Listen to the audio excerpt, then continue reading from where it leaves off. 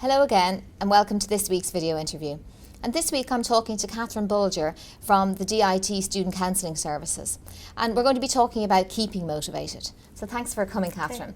I suppose at this stage a lot of these dissertation and thesis students are maybe halfway through the dissertation, and they've maybe had, first sets of exams and all the assessments in, and maybe they're a bit running out of steam. So really what I wanted to talk to you about was how do they keep themselves motivated at this stage? And I mean, motivation, that's the difficult thing with motivation, because there's no kind of magic pill that keeps us motivated. I mean, the one thing that helps is kind of knowing why we're doing the task.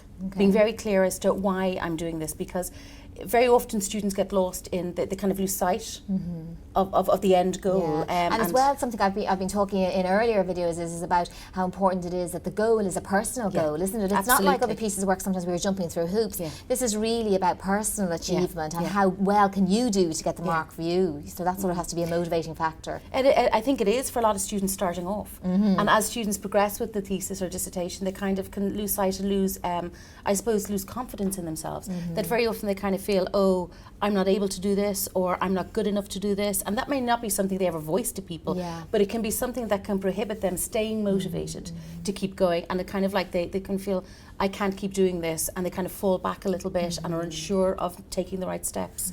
So what can they do then when they find themselves in that type of situation? First of all, we would say the very first step you take is go to your supervisor. Have a meeting with the supervisor and just express your concerns. Don't be embarrassed to say, I think I'm struggling here. I think I've lost sight of what I set out to do, because it's sometimes even talking it through sets us back on the right track. I think the worst thing students can do is kind of go off, disappear out from the college and try and manage it by themselves, because they completely lose sight of it then. So I'd say go to the supervisor, have a meeting, set a small short-term goal, maybe arrange to come back the next week. Okay, with something done. And it's like resetting a task for them and kind of say, okay, it doesn't matter if that's not working out. Let's look at it from this angle. So go away and start this. And I think that's pretty important, because I think often after the Christmas break I find that there's that dip in students, because they've done their other module exams and they're like picking themselves back up and I can't even remember what my thesis is about. So it's hard to get themselves back started. They've had, it's a final year for a lot of students, so they've got the big hump of Christmas over, of the final exams, maybe all of the assessments in, and they just don't feel they have the energy left to do it. So it is about breaking it down, setting goals with the supervisor. Sometimes that when we have to go back to a supervisor and produce something, that's enough to keep us going. It makes us do it, even if we don't feel motivated to do it. It's kind of like, well, I can't go back with nothing. So I'll put something in. And are different people motivated by different things? I suppose some people maybe say, well, I want to get that done because then I've got free time at the weekend, or I want to do that because then I don't have to worry about it. And is it important that maybe students think about what is it that motivates me? Absolutely, yeah. I mean, I think with motivation as well as knowing what motivates me, they have to have a reward at the end of it. It's like you're saying, if it's for some students, it's like, I'll take the weekend off. That can be a really good one for a lot of people, because it's kind of like students need a break. We often hear in the service like students go, well, I'll just keep going 24/7 till I get it done. That's not achievable. That seems like a great idea, but it's not a good idea. And as well, the quality of work we get, we can see the students that have written at the very end and they dip because it's not really up to scratch at that point. So I mean, what motivates people, I suppose, is the achievement of getting it done, or at least that's what we would hope it is for a lot of people, because some people are very interested in the subject matter they choose, and that makes it a lot easier. Some students, as we know, going into final year, are kind of hemming and hawing between 2 or 3 ideas, and they're not kind of sure. So then when they do choose one, a lot of them can kind of say, well, it's getting down to the nitty-gritty, oh, maybe I should have done the other one, I'm not sure this is the right one. So that can be a distraction from motivation. So again, we would say talk it out, set the goals. I mean, we would get students to write down on paper. What is the next thing I have to do? Why am I doing this? And I think as well, because if you achieve goals, it motivates you to get the next goal, doesn't it? Absolutely. So the goal can't be, I want to submit my dissertation in 2 months' time. The goal has to be, for this week, what am I going to do? It's too far ahead to think that, because that's insurmountable. 2 months is an awful long time for somebody who feels they're struggling. We would kind of say, take one goal. We've sat down with students and said, okay, if you have to get one thing done today, what is that one thing? One thing. And they say, well, I can't only choose one thing, I've got so much to do. We say, no, bring it back, just choose one thing, because with motivation, the only thing that gets us motivated is actually doing something. And sometimes having something on a list, I mean, a lot of people who are list people will say, like, the satisfaction of ticking something off or crossing it off the list feels you're getting somewhere, isn't it? But once we get started, we get into the motor of it, and more people are inclined to keep going. It's kind of like, well, I got that done, I'll just start on the next one. And that's the motivation to keep us going. It's the getting started. Motivation, the problem is getting started. People are demotivated before they sit down to do it. They might feel tired, they're feeling out of the loop.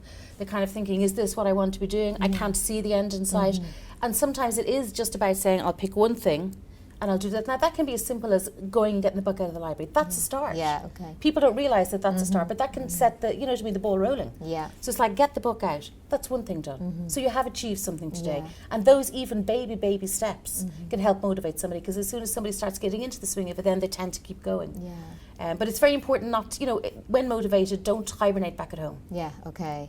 And that's the other thing that I was going to say to you. I would be conscious of students how their friends can have a big impact. Now that can be positive and negative, because it can be a big motivation factor if you work as a group, but if you get left behind, it can be a serious problem because you feel, oh, I'll never catch up because they're ahead. So let's look at the positive one first of all, as to how can students maximise their friendships, if you like, in terms of helping them stay motivated. Well, with college friends who are also in the same boat, Yeah. I think it's really important that, you know, not setting up study groups because they're all studying different things, but maybe setting a weekly meeting between 4 and 6 of them even, and kind of saying, okay, this is what I want to achieve by next week, and I have to have it done to bring to you guys.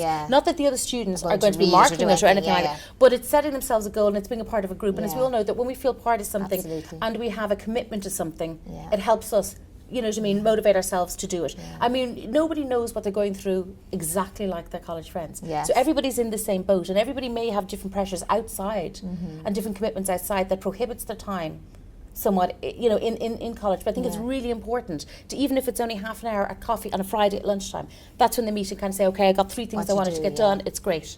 And they pick up loads of tips doing that as well.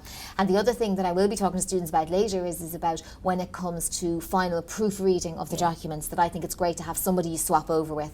When it comes to things like having to cut down the document if it's too big, you need somebody who hasn't read it before, and you can help each other out by doing that. So it's a good thing to set that up now so that you're ready to do those It's really sorts of important things. because, I mean, while doing a dissertation or a thesis is a solitary exercise as such, it doesn't have to be an isolating one. Yeah, exactly, because And the that's the process is the mistake. same. So even though the areas might be totally different that you and your friend are doing, the process You're is all going exactly through the the same same stages. process, and it's really important to find that support. As I said, it's not to compete against each other, but more to say, these are the 3 goals I set myself. I got 2 of them done. Oh, things fell by the wayside. For other people to say, okay, well, you know what, put that on top of your list. And to boost each other up, it's really important. Yeah, it is. Okay. And then the last thing, I suppose, is just referring back to, I was speaking to you before about time plans and having lists and all those things. And I suppose those things are as important as well, again, to keep you motivated, keep you back on track. Yeah, as long as they're realistic. Okay. They have to be realistic. Setting too high a goal, or setting, you know what I mean, some students come down and say, right, I'm going to complete that thesis and write that all up in a weekend. That's not really doable. And even if they manage to do that, come Monday morning, they're not fit to do anything else then. So, I mean, it's pacing. It's about being realistic about it. But kind of saying, you know I have a month. What do, you know, and list off first of all everything that has to get done that month in order to submit. So, you know, if and you then take work it backwards, like the break climbing it the down mountain, you know, into absolutely. And if anybody needs help with that as well, supervisors and myself, there's no problem sitting down with anybody and helping them, because sometimes we can see the smaller steps where they can just see the big mountain. So I think that's always worth them taking advantage of that too. And I think where supervisors and tutors are really important as well is that it's a positive influence. Even though sometimes students feel I have to do this as a performance, and I have to show how clever I've been at, or how much work I've managed to get done for my supervisor or tutor. I don't think that's the case. I think they need to kind of see it as, okay, this is what I've got done. I'll get some positive feedback. I'll get some good critical feedback on it, but it's sending me in the right direction. And that's the way they have to look at it, not as a constant test. Yeah, absolutely. And we're moving further up every time. You do the small baby steps, and the end of the baby steps will get you to the top. Yeah. Okay, thanks very much for that. So there's some good tips about trying to pick yourself back up now at this stage, and keep yourself motivated now for the final hurdles that are ahead to complete the dissertation or thesis. See you next time.